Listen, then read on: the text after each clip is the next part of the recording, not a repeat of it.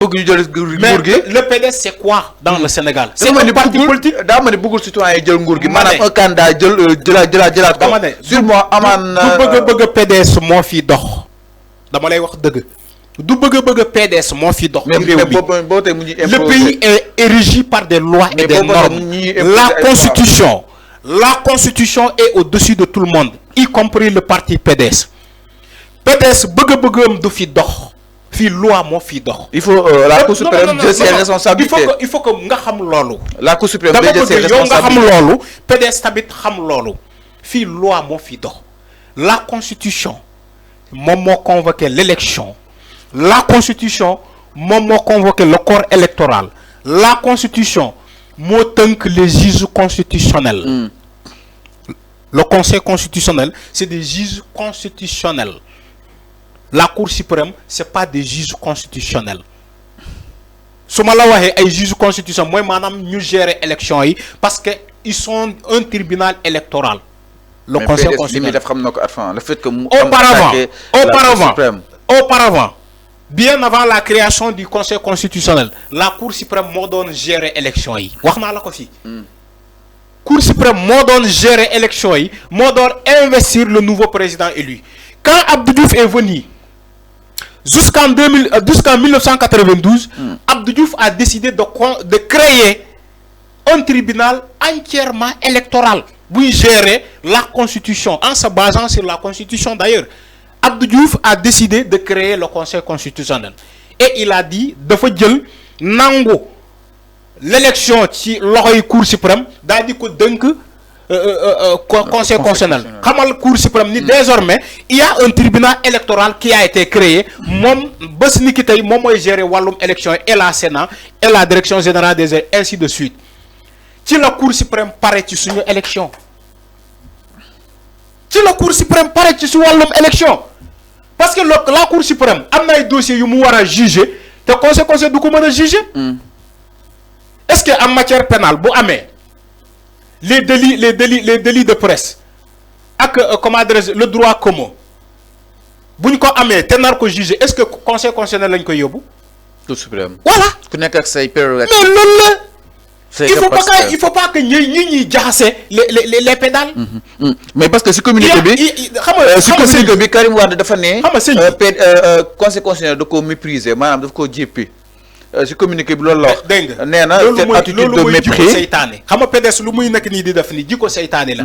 Conseil constitutionnel daf ko jéppi lan la def ba Conseil constitutionnel jéppi ko bu war a tax mu yóbbu décret bi au niveau de la Cour suprême. Alors mu ne le maintien de cette attitude de mépris affichée par le Conseil constitutionnel pour des candidats qui ont été parrainés et soutenus par au moins 40% du collège électoral du pays n'est pas une posture d'inclusion créatrice de facteurs de stabilité. Nous la dénonçons et la condamnons exactement. xam nga sëñ Fallou xam nga lan laay xaar ci Cour suprême.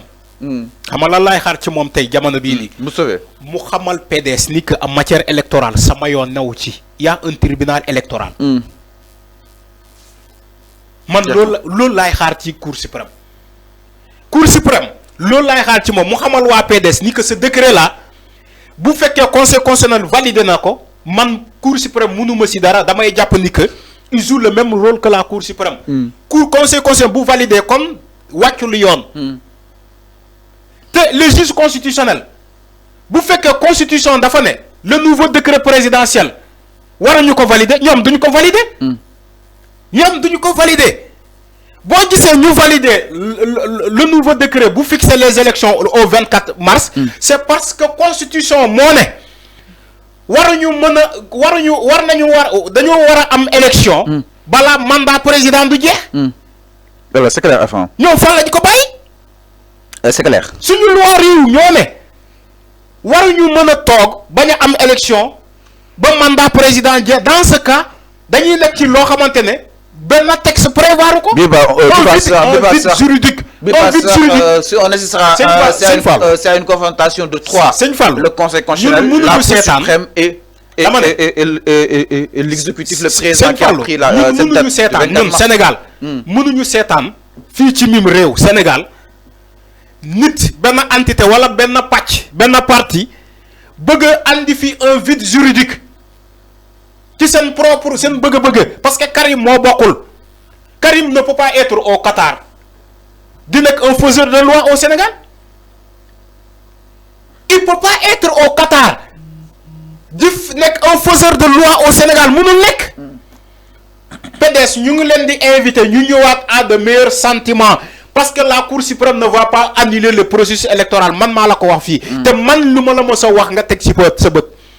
La Cour suprême ne peut pas annuler ce processus électoral là do am parce que la Cour suprême se doit de respecter les décisions du Conseil constitutionnel. Mais attends, parce que Cour suprême bàyyi ma pare parce que Cour suprême n'est pas au-dessus de la Cour suprême dama bëgg ngeen xam ko. N'est pas au-dessus du Conseil La Cour suprême n'est pas au-dessus du Conseil constitutionnel. Donc maa ngi xaar cette Cour suprême là mu xamal waa PDS ni que man Cour suprême mënuma dee jël ay décisions qui vont à l'encontre de la Cour suprême parce que man je me dois de respecter le Conseil constitutionnel parce que il joue le même rôle que moi. loolu laay waxati. On est dans un pays de loi. Enfin. On est dans un pays de loi. La Cour suprême ne peut pas prendre des décisions qui sont à l'encontre du Conseil constitutionnel parce qu'il n'est pas au-dessus du Conseil constitutionnel. Faut ngeen xam ko. Enfin su sukkandiku si texte yi sànq yaa ngi ko doon wax texte yi prévoir ko loolu lépp campagne 12 jours convoqué ñu le corps électoral 80 jours avant et tant d'autres est-ce que tamit loolu lépp Cour suprême su sukkandiku si texte yi avant du rejeté boobu dañ la xam ne que mu di décret su tegoo si texte yi rek. dama ne te bañ a xool la situation du moment. dama ne. Le Conseil constitutionnel en matière électorale moom moo war a juger ndax ce décret là est valable wala ce décret là dañ koy rejeter Sëñ Fallou il faut arrêter de mélanger les pinceaux. Il y a des dossiers yoo xamante ne tey amoo sañ-sañ yóbbu ko Conseil constitutionnel parce que dalay ne loolu du sama liggéey. Il faut pas mélanger le code électoral et le code pénal de procédure pénale. Il faut pas mélanger ces choses-là. Tey on parle d'élection vous dites que vous allez laisser le tribunal boo xamante moom moo féetoo kaw moo gën a kawe ci wàllum élection nga ne da ngay bàyyi dossier boobu yóbbu ko ci Cour suprême. Cour suprême boo xamante ne gérewul élection gérewul le code électoral donc dans ce cas bu fekkee waa PDS ñoom foofu la ñu bëgg a yóbbu affaire bi. Pourquoi le premier décret bu conseil rejeté yóbbu ñu ko Cour suprême. Pourquoi ce décret là boo xamante le président Macky Sall génnewoon na ko fii bu reporter élection yi ñu bëri attaqué ko au niveau du Conseil constitutionnel ba mu rejeté ko. Pourquoi bàyyi ñu fii Conseil ñu yóbbu ko Cour suprême. Parce que nit da ngay xam loi. da ngay xam loi.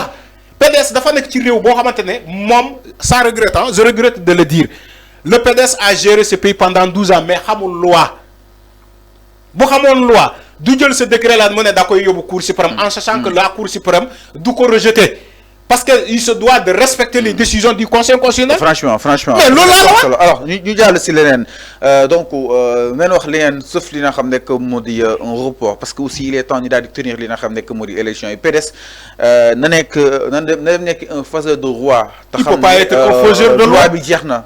roi bi jeex na enfin maanaam un faiseur de roi dem mën na dem jàppale ji kenn mais. loolu la war a def soppam moom.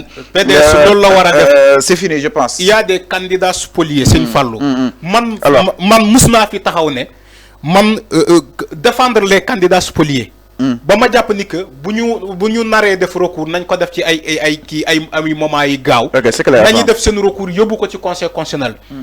Mais les recours que le Conseil constitutionnel, comment les candidats spoliés ont fait, ci wàllum élection parrainage yëpp, est-ce que yóbbu nañ ko Cour suprême? Alors c'est clair. Yóbbuñu ko Cour suprême dans ce cas. Alors il faut que les gens arrêtent de confronter les institutions judiciaires. Ku xamul loi mooy def loolu. Gis nga ku xamul loi moom mooy jàpp ni que bu yóbbee décret bi au niveau de la Cour suprême dina am gain de cause ku xamul loi mooy def loolu. Mais ku xam loi da ngay xam ni peine perdue la.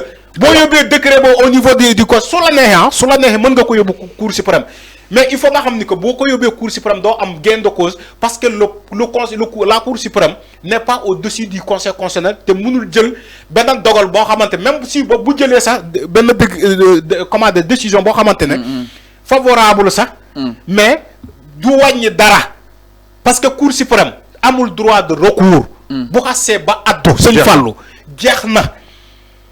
L'article L92 moo ne pourtant bu fekkee loolu dama lay wax benn affaire bu simple.